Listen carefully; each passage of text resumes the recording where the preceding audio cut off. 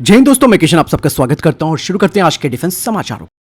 दोस्तों, डीआरडीओ के प्रमुख डॉक्टर वी समीर कामत ने हाइपरसोनिक क्रूज मिसाइल के बारे में एक बड़ी बात कही है। उन्होंने कहा कि हमें इस हाइपरसोनिक क्रूज मिसाइल की टेक्नोलॉजी में एक बड़ी सफलता मिल गई है, लेकिन रक्षा मंत्रालय यानी कि एमओडी की तरफ से इस प्रोजेक्ट के लिए कोई ऑफिशियल फंडिंग नहीं दी गई है। हाल ही में आपने देखा होगा कि जब डीआरडीओ ने अपने स्क्रैमजेट को 1000 सेकंड तक सफलतापूर्वक चलाया था और यही टेक्नोलॉजी मिसाइल को मैक 5 स्पीड से उड़ने में मदद करती है। इसलिए दोस्तों, ये एक बहुत बड़ी मजबूत तकनीकी सफलता है भारत की, जिससे कि भारत रशिया, चाइना और अमेरिका जैसे देशों के बराबरी पर खड़ा हो गया। मतलब साफ है कि रक्षा मंत्रालय की तरफ से इस प्रोजेक्ट के लिए फंडिंग नहीं देना मतलब यानी कि ये प्रोजेक्ट ऑफिशियली शुरू नहीं किया गया है। इसीलिए डीआरडीओ ये उम्मीद कर रहा है कि भारत सरकार को जल्द से जल्द इस स्क्रैमजेट को एक पूरी हाइपरसोनिक क्रूज मिसाइल में बदलने के लिए प्रोजेक्ट को मंजूरी देनी होगी। एक्चुअली दोस्तों, लेट लतीफ हमारे प्रोग्राम शुरू से चलते आए हैं, तो ये सब चीजें होना लाजमी है, लेकिन जब हम इतनी महत्वपूर्ण सफलता को अचीव कर चुके हैं तो फिर क्यों नहीं इसको आगे बढ़ाना चाहिए, क्यों नहीं इसके लिए फंडिंग दी जानी चाहिए, ये सोचने वाली बात है। वहीं दोस्तों, भारत की प्राइवेट सेक्टर की company flying west defence and aerospace ने पेरिस एयर शो के दौरान अपने FWD LM-01 लॉइटरिंग म्यूनिशंस को पेश किया है। इसका वजन 6 किलोग्राम का है और ये 2 किलोग्राम का वॉरहेड अपने साथ कैरी कर सकता है। फ्लाइट टाइम है इसका 1.5 घंटे का। विंग स्पैन 2 मीटर का है, रेंज 100 किलोमीटर है और 5 मिनट से भी कम में इसे तैयार किया जा सकता है और ये 17,000 फीट की ऊंचाई पर जा सकता है। और इसकी सबसे खास विशेषता है इसकी ऑटोनोमस टारगेटिंग और नेविगेशन की क्षमता। बाकायदा इसमें इलेक्ट्रो ऑप्टिकल इंफ्रारेड सेंसर्स लगाए गए हैं, यानी कि दिन या रात दोनों समय ये रियल टाइम वीडियो भेज सकता है, ठीक निशाना भी साध सकता है। हल्का और पोर्टेबल भी है, तेजी से जैसे मैंने कहा कि लॉन्च किया जा सकता है। और भारतीय स्टार्टअप्स की ये उपलब्धि ये दिखाती है कि भारत अब दुनिया के टॉप डिफेंस प्लेटफॉर्म्स में शामिल हो रहा है।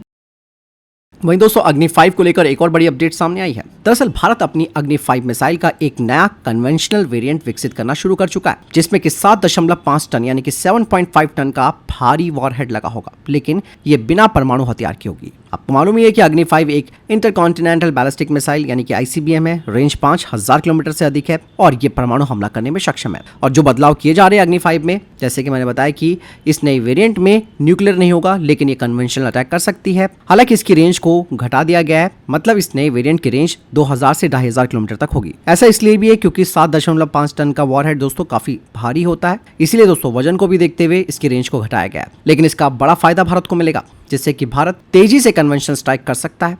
इवन इसके जरिए भारत दुश्मनों के कमांड सेंटर्स, एयरबेस, हथियार डिपो और बंकरों पर हमला कर सकता है। और सबसे बड़ी बात है कि इंडो पैसिफिक जैसे क्षेत्र में इसका इस्तेमाल आसानी से हो पाएगा। अग्नि 5 की जो तकनीकी विशेषताएं हैं वो तो इसमें बनी रहेंगी, जैसे कि 3 stage solid fuel engine, precision guidance और नेविगेशन सिस्टम, स्पीड और सटीक हमला करने वाली क्षमता। दोस्तों, इसमें 2 खास तरीके के वॉरहेड लगे होंगे। पहला एयर ब्रस्ट यानी कि टारगेट के ऊपर फटकर झटके की ताकत से एक बड़ा क्षेत्र तबाह कर देगी। मतलब इसके जरिए भारत दुश्मनों के गोदाम, उनके एयरबेस, कमांड सेंटर को खत्म कर सकता है। और इसका दूसरा वॉरहेड बंकर बस्टर होगा, जो जमीन में 80 से 100 मीटर नीचे छिपे बंकरों को भेदने में सक्षम होगा। यहाँ पर कुल मिलाकर आप ये समझिए कि भारत अब सिर्फ न्यूक्लियर डिफेंस नहीं बल्कि कन्वेंशनल मिसाइल स्ट्राइक की क्षमता को भी बढ़ा रहा है। ऐसे हथियारों के जरिए भारत दुश्मनों को बिना परमाणु युद्ध के कड़ी चेतावनी भी दे सकता है और बड़ा नुकसान भी पहुंचा सकता है। इस बारे में आपकी क्या राय है, वैसे कमेंट सेक्शन में लिखकर जरूर बताइएगा।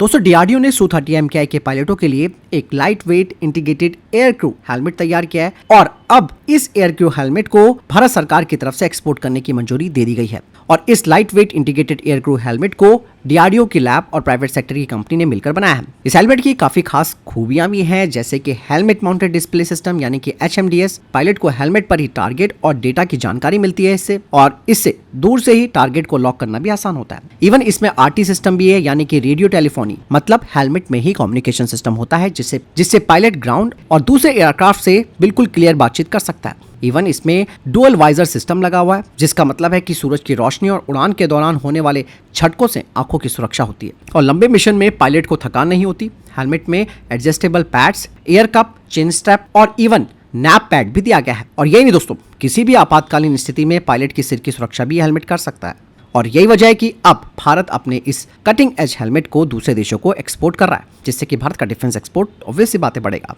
और ग्लोबल डिफेंस मार्केट में भारत की जो भागीदारी है वो भी इसके जरिए बढ़ेगी, जिससे कि दुनिया भर के जो एयर फोर्सेस हैं उनकी सुरक्षा और ताकत भी बढ़ेगी।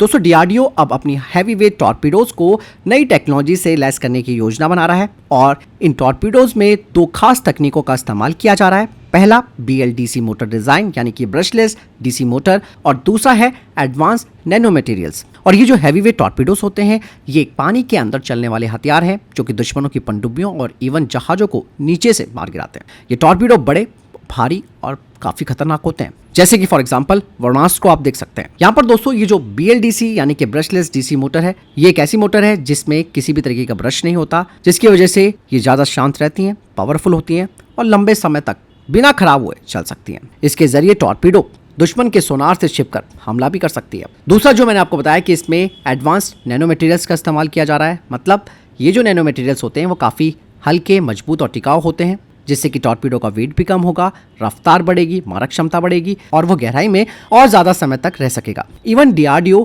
टॉर्पीडो के AI बेस्ड गाइडेंस सिस्टम पर भी काम कर रहा है, जिससे कि ये अपने टारगेट को खुद पहचान कर निशाना बना सके। मतलब साफ है कि अब भारतीय नौसेना की ताकत और ज्यादा बढ़ जाएगी इस टेक्नोलॉजी से और भारतीय नौसेना समुद्र के नीचे और भी खतरनाक हो जाएगी। वहीं दोस्तों AMCA फाइटर जेट को लेकर भी एक बड़ी अपडेट सामने आई है। अब ये कहा जा रहा है कि इस फाइटर जेट को बनाने के लिए किस राज्य में फैक्ट्री तैयार की जाएगी, यानी कि कौन सा राज्य AMCA फैक्ट्री की मेजबानी करेगा। हालांकि इसे लेकर एक बड़ी रेस शुरू हो चुकी है। यहाँ पर कौन कौन से जो स्टेट्स हैं जो इस मुकाबले में हैं, जो कि AMCA की मेजबानी करेंगे, उसमें पहला है बेंगलुरु, दूसरा है नासिक, तीसरा कोयम्बटूर, चौथा लखनऊ उत्तर प्रदेश और पांचवा हैदराबाद तेलंगाना। यहाँ पर दोस्तों जिस भी किसी राज्य में ये फैक्ट्री बनती है वहाँ ऑब्वियस सी बात है रोजगार के अवसर पैदा होंगे, इवन GST और टैक्स से भी भारी आमदनी होगी और छोटी बड़ी कंपनियां पास में प्लांट खोलेंगी, पूरा एरोस्पेस इकोसिस्टम भी बन जाएगा।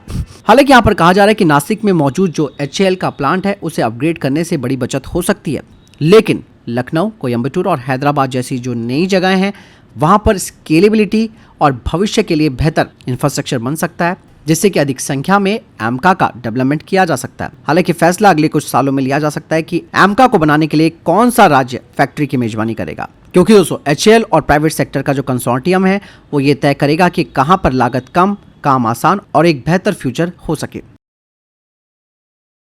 वहीं इंडियन आर्मी ने कम से कम 450 नागास्त्र 1R फ्लोटिंग म्यूनिशन का ऑर्डर दिया है और ये order solar defence and aerospace limited को मिला है। नागास्त्र 1R दोस्तों एक लॉइटिंग म्यूनिशन है, इसे आप उड़ने वाला बम या फिर आत्मघाती ड्रोन कह सकते हैं, जो कि दुश्मन के इलाके में जाकर अपने टारगेट पर हमला करता है। और ये दोस्तों एक कॉस्ट इफेक्टिव सॉल्यूशन है भारतीय सेना के लिए। इसके लॉन्चर सिस्टम को बार बार इस्तेमाल किया जा सकता है, जिससे कि ये सस्ता पड़ता है। इसमें 360 डिग्री का कैमरा लगा हुआ है, जिसे कि हम थर्मल कैमरा कह सकते हैं, जिसके जरिए ये रात में भी ऑपरेशन कर सकता है। इसका वीडियो और डेटा ट्रांसफर दोस्तों एक खास टेक्नोलॉजी से इंक्रिप्टेड होता है, जिससे कि दुश्मन इन्हें पकड़ भी नहीं सकता। और इसका निशाना दोस्तों काफी सटीक भी होगा और इसका सिर्फ 2 मीटर का CEP है। इस सिस्टम में 80% से ज्यादा भारतीय तकनीक लगी है। नागास्त्र 1R दोस्तों इंडियन आर्मी के लिए एक सस्ता, सटीक और तकनीकी रूप से एडवांस हथियार सिस्टम होने वाला है। यह दुश्मन के इलाके में जाकर चुपचाप तरीके से निगरानी कर सकता है और जरूरत पड़ने पर खुद को विस्फोट कर अपने टारगेट को खत्म करने में ये सक्षम है। वहीं दोस्तों चाइना ने एक बड़ा खुलासा किया है। अभी तक आप सबको मालूम था कि चाइना पाकिस्तान को J-35 फाइटर जेट दे रहा है और ये उसका पहला ग्राहक है जो कि इस 5th जनरेशन के फाइटर जेट को ले रहा है। यहाँ पर दोस्तों चाइना ने इतना कह दिया कि उनकी पहली डील खास करके J-35 को लेकर वो पाकिस्तान के साथ नहीं की गई है। उन्होंने इस देश का नाम भी नहीं लिया। मतलब साफ है कि कोई तीसरा देश J-35 खरीद रहा है। ऐसे में एक्सपर्ट्स का कहना है कि शायद हो सकता है कि मध्य एशिया या अफ्रीका का कोई देश हो सकता है। हालांकि यहाँ पर चाइना ने यह स्टेटमेंट जरूर दिया कि भविष्य में पाकिस्तान भी इसका खरीदार हो सकता है, क्योंकि ऑलरेडी पाकिस्तान की एयरफोर्स पहले से JF-17 फाइटर जेट्स के लिए चाइना पर निर्भर है। और J-35 के एक्सपोर्ट होने से चाइना को बड़ा फायदा तो मिलेगा ही, क्योंकि इससे चाइना की डिफेंस डिप्लोमेसी और ज़्यादा बढ़ जाएगी। और भविष्य में अगर पाकिस्तान को ये फाइटर जेट्स मिलते हैं तो इंडियन एयरफोर्स के लिए नया खतरा भी बनेगा, इसमें कोई दो राय नहीं है। यही वजह है कि भारत को अब 5th जनरेशन के प्रोजेक्ट AMCA और इवन कैट्स वॉरियर को तेजी से आगे बढ़ाना होगा। तो बहुत चीज़ें दोस्तों जिन्हें समय रहते हमें करना होगा। बस दोस्तों वहीं ईरान की मीडिया की तरफ से बड़ा दावा किया गया है। उन्होंने कहा कि ईरान ने सीरिया में अमेरिकी जो मिलिट्री बेसिस हैं उन पर हमला किया है। और इवन दोस्तों इस न्यूज़ को CGNTN और RT जैसे जो इंटरनेशनल चैनल्स हैं उन्होंने भी रिपोर्ट किया है। ऐसा कहा जा रहा है कि ईरान ने एक बार फिर से बड़ी गलती कर दी है, क्योंकि ईरान का ये जो कदम है वो डेफिनेटली अमेरिका को और भड़का सकता है और अमेरिका एक और बड़ा जवाब दे सकता है। और ये हमला ऐसे समय पर हुआ है जब पहले से ही मिडिल ईस्ट में तनाव बना हुआ है। इवन दोस्तों अमेरिका के 40,000 से ज़्यादा सैनिक इस वक्त मिडिल ईस्ट में मौजूद हैं, Iraq, Syria, Qatar, Bahrain, UAE जैसे देशों में। इसीलिए दोस्तों ईरान के इस हमले से एक बड़ा एक्सीलेशन की संभावना बढ़ चुकी है। अमेरिका खुद इस हमले को चुनौती की तरह देख सकता है। मतलब साफ है कि ईरान और अमेरिका के बीच अगर टेंशन और ज्यादा बढ़ती है तो मिडिल ईस्ट में पूरा का पूरा जो सिनेरियो है वो जंग के हालात में चेंज हो जाएगा और इससे पूरी दुनिया प्रभावित हो सकती है। तो फिलहाल ये थे विद के टॉप डिफेंस अपडेट। वीडियो के सामने कोई प्रश्न जवाब आपको कोई सवाल है कमेंट सेक्शन में लिखकर जरूर पूछ सकते हैं। वीडियो को लाइक और शेयर जरूर कीजिएगा। जय हिंद, वंदे मातरम।